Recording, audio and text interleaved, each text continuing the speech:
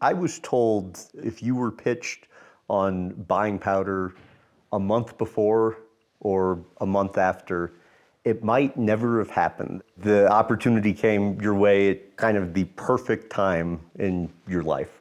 Your thoughts on that? It's amazing. The pitch was right over there on the other side of this room. And I had just retired from Netflix. And this is sort of my rebound business. So imagine you're in a 25-year marriage like I was with Netflix, and then suddenly you're cast out, you're free. And is that how you felt? That's how I felt. Okay. But then this opportunity came, and this was like somebody to love me, and it was like I could run something and take it over. Oh, but come on, I'm sure there was tons of stuff coming your way. Why did this suddenly pique your interest? I loved this place and love it still. So it was I could do something impactful that I cared about, something totally different than Netflix. Very visceral, working on everything from menus to lifts to design of different buildings to creating a community compared to a high-scale internet business. I was talking to Elliot Bisnow the other day, who sold you powder. He said the transaction took something like 7 days, when normally, from his experience, something like this would take 4 months. You did the whole deal yourself. Why handle it that way? When the opportunity strikes, you kind of move quickly.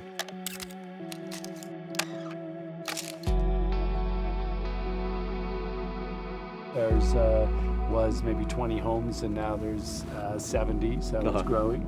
And ultimately we'll have 600 memberships, and they get their private ski area. So imagine an entire ski area, multi-thousand acres, just for 600 families. What attracted you to this area outside of just the lack of traffic the first couple times you visited? Well, we used to ski Park City, and we had a house there, and it got pretty crowded, and you get occasionally hit by other skiers because there's so many people out there. And so we came out here, and it was just peaceful and serene.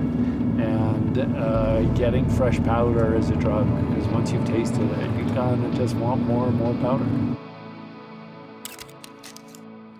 What changes have you made so far, and how does the public reaction of that compare to kind of what you would have been expecting going into it? Well, I've been enormously pleased at what we've done and how we've improved both the public side and the private side. So the public side, we've added 2 new lifts, and we're adding more coming. We've installed 14 pieces of public art that people get to ski through and really create wonder. We've improved the grooming, and we've improved the wages. So we've really invested in the public side to make it better. And then on the private side, we fixed up our lodge, and we're building a new, big and fancy lodge. And then we've added 3 new lifts. So tremendous progress on that side also.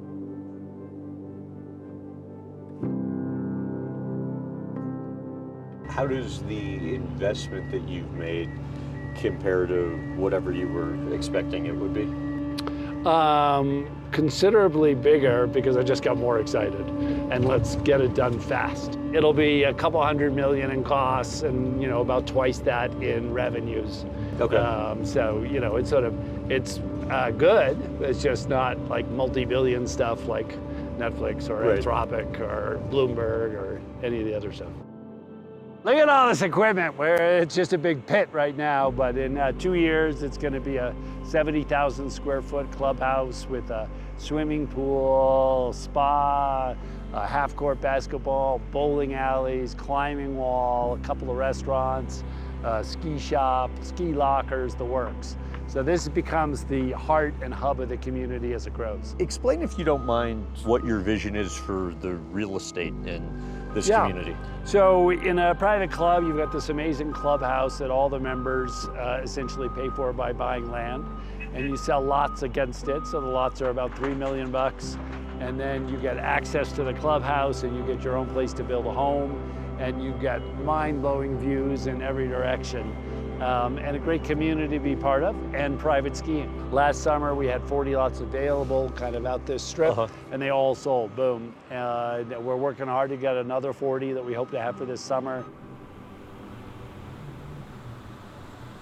Some articles have suggested like this could be an example of something that's used to transform the ski industry, but then I hear you talk about it and it seems like that's less so your interest per se. What are your goals? Well, there's about 4,000 private golf courses in the US, and they have some of the same benefits as private skiing. So you get better tee times, you get a clubhouse, social atmosphere, and there's only 3 private ski areas, Wasatch Peaks Ranch right across the way, and Yellowstone Club and us. Both of which super high end. Yep. Yeah, super high end, and so I think there'll be more private skiing paralleling kind of private golf courses. But the bulk of golf courses, about 20,000, are public, and the bulk of ski areas are public. So it's one sector of the market that I think will grow, and in that way, it's a model for sharing kind of one set of infrastructure and bringing costs down for both sides. How often do you ski? Well, I wanted to ski every day this year. That was my goal, but the snow conditions in the West have been marginal. What do you do to kind of keep your body in shape to be able to kind of tolerate that Normal amount of stuff, activity? 3 or 4 days of cardio, swimming or biking, Peloton, and then lifting 2 or 3 times a week. So nothing exotic. Diet? I mean, are you kind of careful about that? Medium careful. I'll have carbs once or twice a week. Alcohol like a glass a day instead of 3. When did you start tightening it down, and how much of a difference did that make? Post-retirement, and it's made a big difference. Okay, why post-retirement? When I was working, I was stress eating and stress drinking. Really? Oh yeah. And how much would that help you back then? I don't know. When you're self-medicating like that, you don't know what it would be without it. Shall we? Let's head out. This is going to be the most professional ski photography crew I've ever done. Gotta think about my form now, Jesus. All right, radio? Sure. I'll follow you.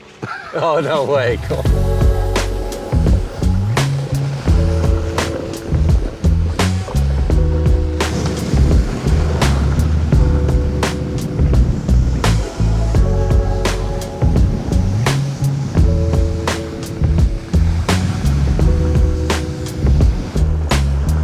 Nice. Oh yeah.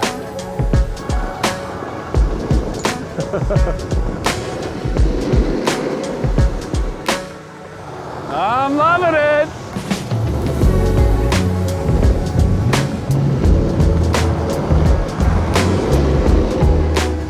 All righty. Let's do it.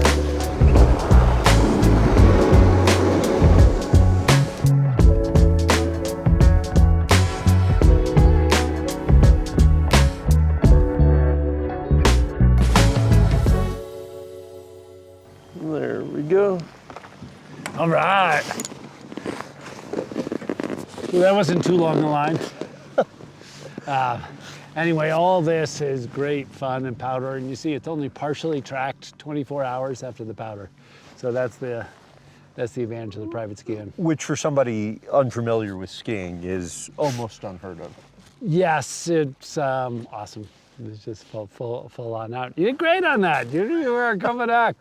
I mean, just the bottom half was better and better. Are you black diamonds, double black diamonds, like that sort of stuff? Or do I can get down double black diamonds, but not with great style. So the key for me of skiing until I'm 90 is to dial it back a little bit every year in like 25 years. And do you feel you're doing that? Not yet, no. But I do have the intent to do that. This is Steph, who's been with the mountain for a decade 2016. and has a house above me. Yeah. What changes have you seen since you've been here? This community is magical. Like, you can't really explain what it's like to be in the lodge and just meet the most interesting people. One time I sat next to Beyonce's saxophone player from Coachella, and we were really worried when we got in financial trouble it was going to go away. And what's been amazing since Reed bought the mountain is the community has grown, gotten more special, more diverse. have to say she was not a plant. We just was ran not. into. Yeah. Random crossing Not on the a lift. plant, my neighbor. That has to like make you feel pretty good hearing that, though. It does. Yeah. It does. Thanks for being so awesome. Awesome. Thanks for letting me ski with you guys.